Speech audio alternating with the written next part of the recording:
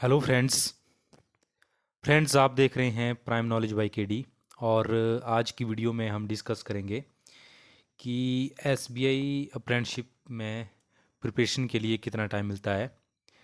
आ, तो आपकी ज्वाइनिंग जो है मैक्सिमम पॉसिबिलिटी तो ये है कि 1 अगस्त से होने वाली है।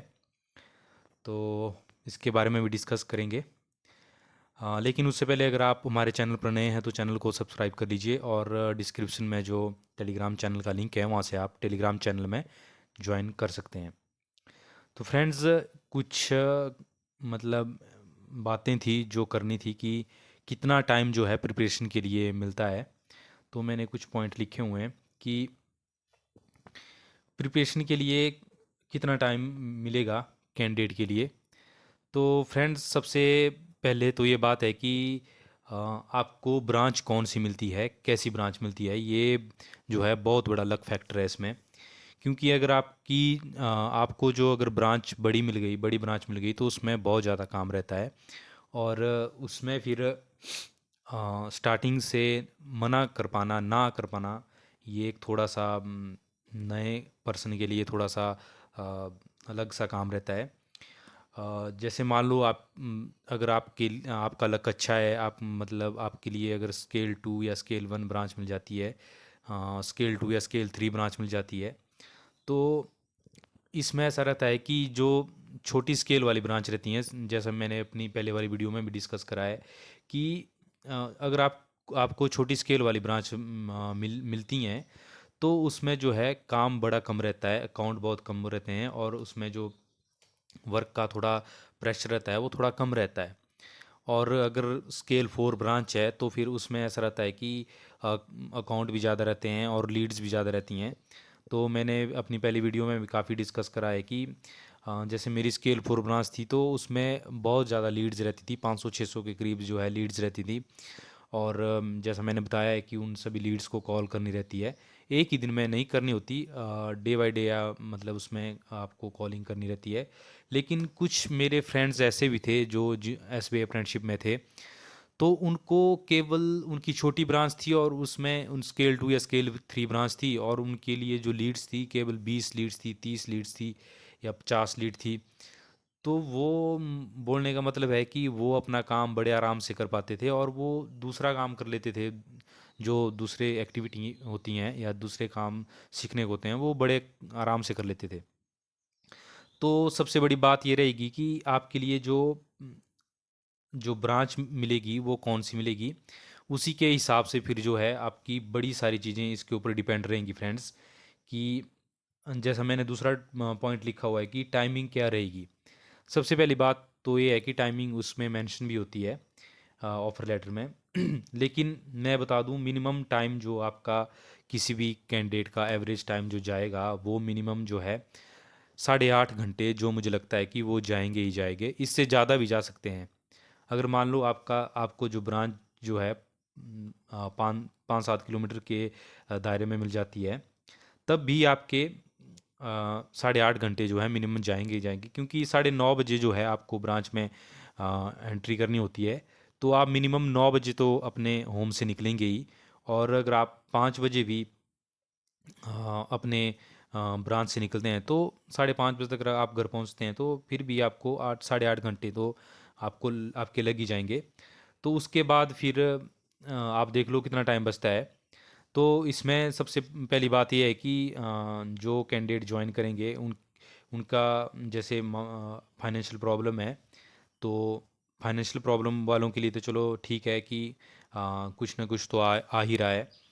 और फाइनेंशियल प्रॉब्लम के बाद जो दूसरी चीज़ आती है, अगर उनके कॉन्सेप्ट भी अच्छे हैं, उनकी पहले वाली प्रिपरेशन अच्छी है, उनके मैक्सिमम प्री निकल जा रहे हैं, और जो उनको सिर्फ रिवीजन के लिए ही टाइम चाहिए, उनके कॉन्सेप्ट अच्छे हैं और सिर्फ मॉक टेस्ट ही लगाने हैं, और थोड़ा बहुत जो है उसमें रिकवर करना है, तो उनके लिए ये सही है कि अ, बोलने का मतलब ये है कि जो टाइम बचेगा उसके बाद वो उनके लिए एनफ रहेगा, जिनकी प्रिपरेशन अच्छी है।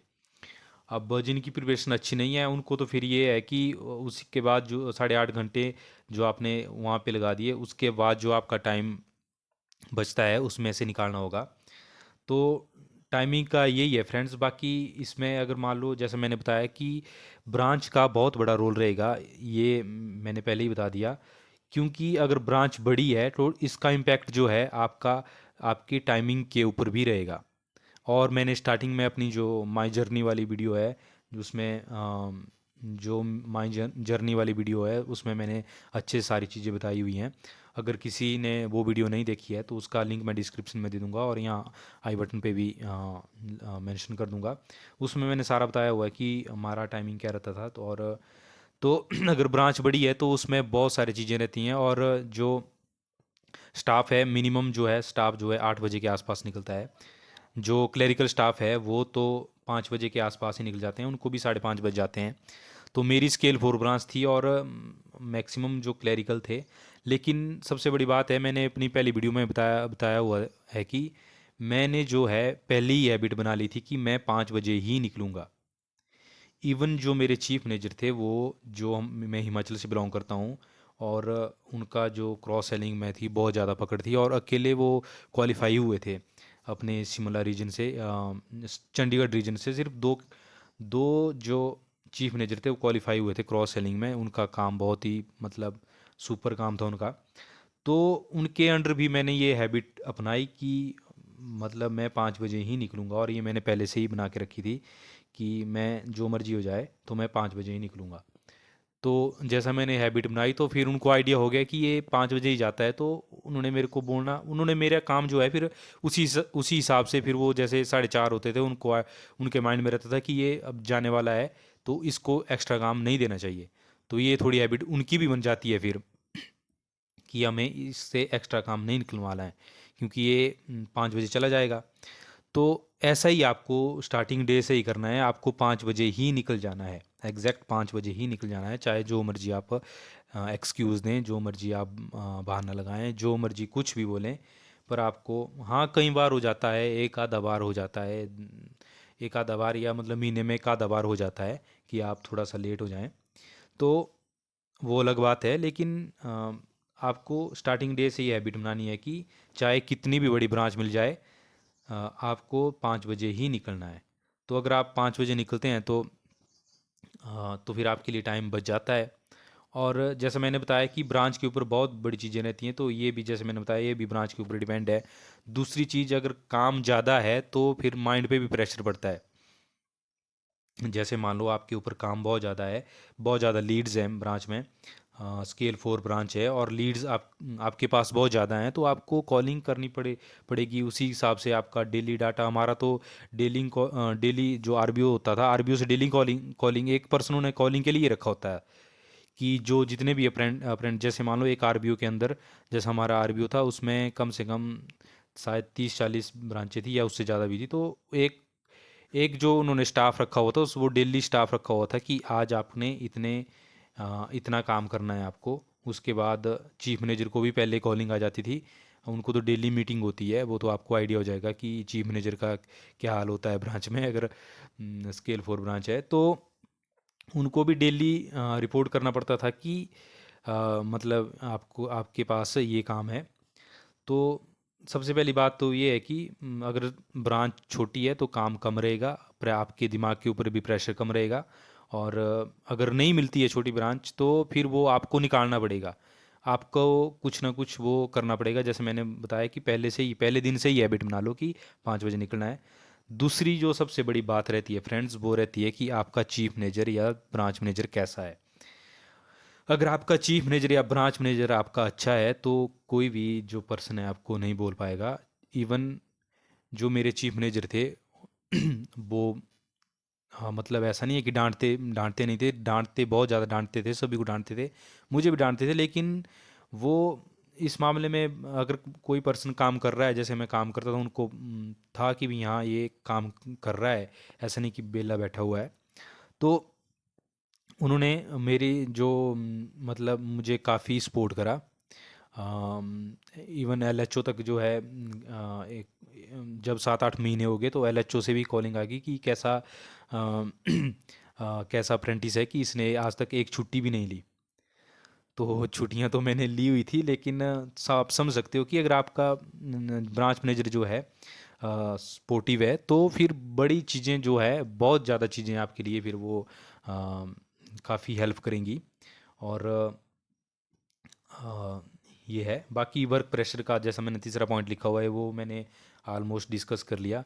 बाकी चौथी बात तो जैसा कि ये अच्छी बात है आपके लिए कि आपके लिए एक्सटेंशन मिल जाएगी।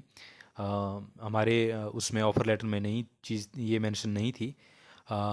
शायद उस हमारी ज्वाइनिंग जो है जनवरी में हुई थी, तो उनको आइडिया था कि इस टाइम कोई एग्ज़ाम नहीं है। तो अभी एग्ज़ाम वाले सीज़न में आपकी ज्वाइनिंग हो रही है, तो आपके लिए बहुत अच्छी बात है कि आप जितना भी आपको, अगर आप एक्सटेंशन लेते हैं तो आप पूरा जो अगस्त महीना है आप प्रिपरेशन में लगा सकते हैं। या आपके जो जो भी एग्ज़ाम है, जैसे आरआरबी के एग्ज़ाम है, क्लरिकल का एग्ज़ाम है, तो उसमें आप अपना बूस्ट अप कर सकते हैं जो भी आपकी प्रिपरेशन है। तो ये चीज़ें हैं फ्रेंड्स, ये मुझे लगा कि ये मैं आपके साथ डिस्कस करता हूँ।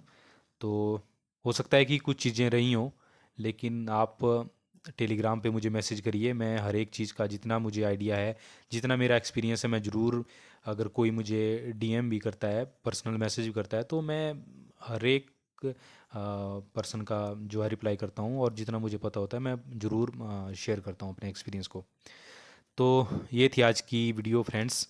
वीडियो कैसी लगी, वीडियो को लाइक करना, शेयर करना, और अगर चैनल पर नए हो तो चैनल को ज़रूर सब्सक्राइब करना। Thank you so much.